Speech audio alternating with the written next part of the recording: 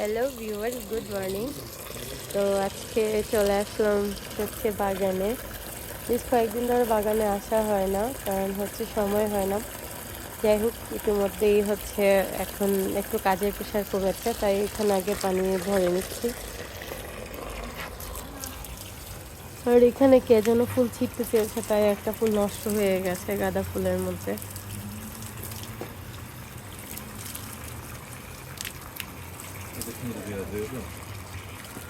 কালারটা সুন্দর। তো এখানে অনেক রকমের কালার আছে, পুরো ফুলে ফুলে ভরে গেছে। ওখানে একটু পানি দিয়ে রাখো, ওই গাছগুলো একদম মরে যাচ্ছে।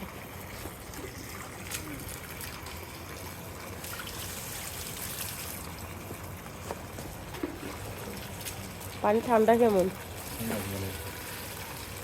এখানে যে ফুল ধরছিল এগুলো কেউ ছিঁড়ে ফেলছে মনে হয়। দেখো, ফুল কিন্তু নেই, বাগান বিলাসের ফুল কিন্তু নেই।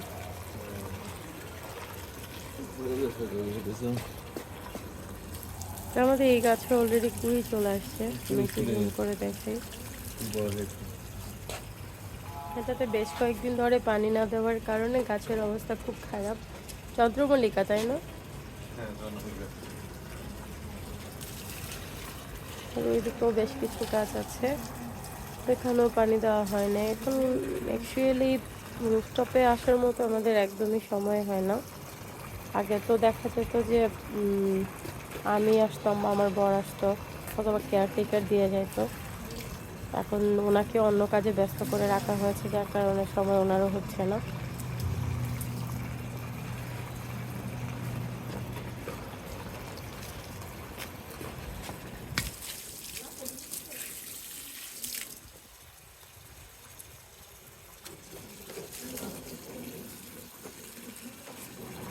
গাছের পাতাটা তাতে একটু দাও হালকা করে।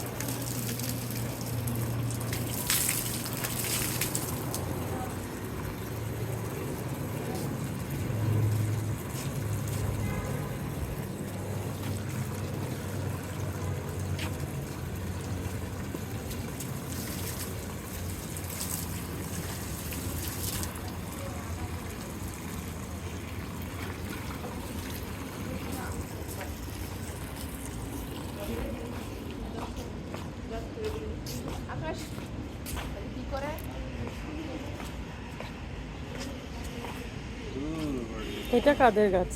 তাকে রেখে গেছে আগে, বুঝছো? কিন্তু কথা হচ্ছে গাছের এই দিনটা উঠে গেছে, শুধু ভাই খেয়ে ফেলেছে বাকি। চড়ুই পাখি নাকি ইয়া গাছ উঠতে দেয় না, শাক গাছ। শাক গাছ এবং বেগুন গাছ, এটা নাকি চড়ুই পাখির ফেভারিট,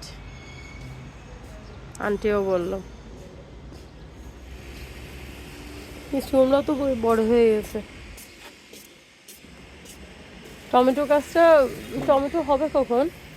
এই কুড়ি চলে আসে, কুড়ি হাত দিও না, হাত দিলে নাকি কুড়ি পড়ে যায়। পুরো ডিম পড়ে।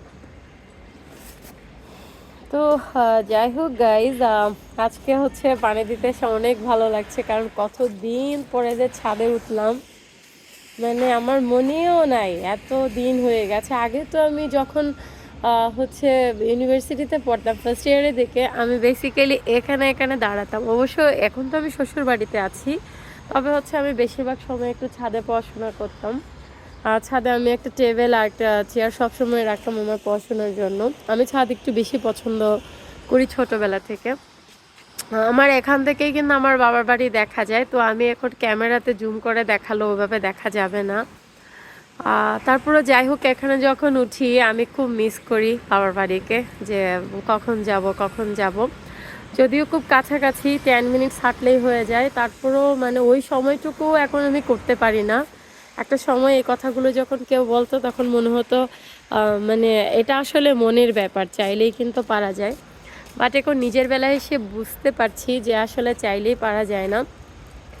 গাছে পানি দিতে এই কথাগুলো শেয়ার করতে মন চাইলো, তাই শেয়ার করলাম।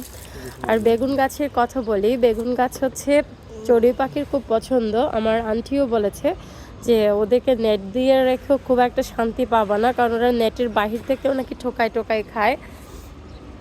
তার প্রমাণ আমি এবং আপনারাও দেখেন, আমাদের বেগুন গাছ কিন্তু এতদিনে অনেক বড় হয়ে যেত। সবগুলো পাতাতে একটু জুম করে দেখায় বুঝতে পারবেন। সেটা সবগুলো পাতা থেকে একটু ঠোকাই ঠোকাই খেয়ে কী অবস্থা বানিয়ে রেখেছে।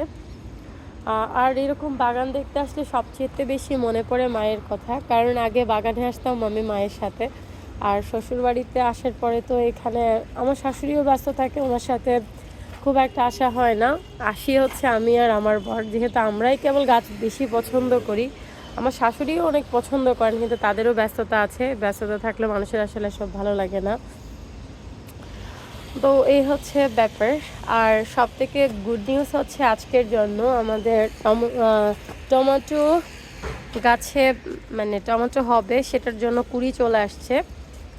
আর এখানে ধনেপাতা গাছগুলো যে পরিমাণভাবে বড় হচ্ছিল এখন সেভাবে বড় হচ্ছে না।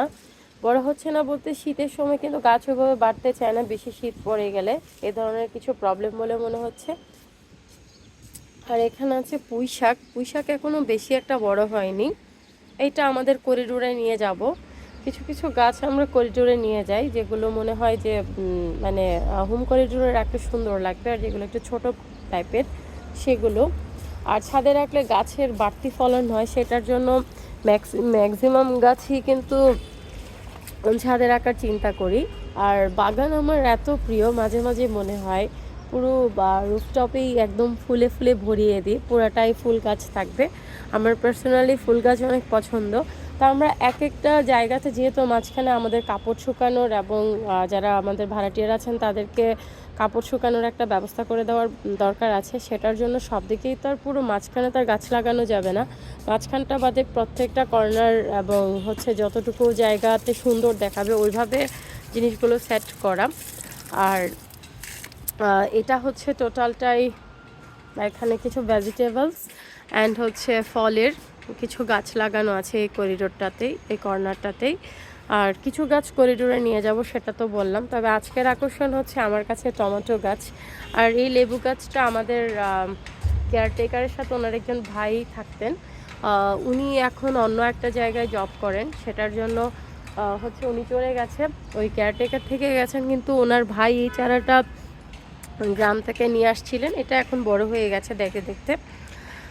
তবে আমাদের মানে আমার কাছে টমেটো খেতে যেরকম পছন্দ, মানে টমেটো ধরলে আমি যে কী পরিমাণ খুশি হব আমি এখন ভাবতেই আমার খুব ভালো লাগছে।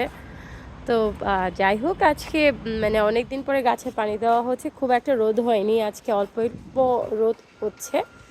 আর রোদের তাপ দেখে মনে হচ্ছে আজকে খুব একটা রোদ হবে না। তবে আজকে যেহেতু ফ্রাইডে, আর বাবার বাড়িতেও একটু যাব, এবং আমার আরও বেশ কিছু কাজের প্ল্যান আছে। এর মধ্যে ছোট ভাইয়া আসবে আজকে বাসায়, সব কিছু নিয়ে আমার আজকে রান্নাবান্না করারও একটা বেশ প্রকল্প আছে। একটু পরে আমি আমার বর বাজারে যাব। কোনটার মধ্যে? এটার মধ্যে গাছ বের হয়নি না, এরকম গাছে বের হয় না। তো যাই হোক গাইজ, এখানে আমাদের একটা বড় বালতিতে মাটি রাখা আছে, এবং এটা হচ্ছে জৈব সার তৈরি করা হয়েছিল এই বালতির মধ্যে। আর এটা আপনাদের সাথে আমি শেয়ার করেছিলাম, বাট এখানে কোনো গাছ আনলাকিলি বের হয়নি। যাই হোক, আমরা এখানে নতুন কোনো বীজ বপন করে দিব। তো আজকের ভিডিওটা এই পর্যন্তই, এখানে শেষ করছি। আপনাদেরকে শেষ করার আগে আবার সেই ফুলের গাছগুলো দেখিয়ে নিব, কারণ হচ্ছে ওখানেই আছে রং বেরঙের ফুল।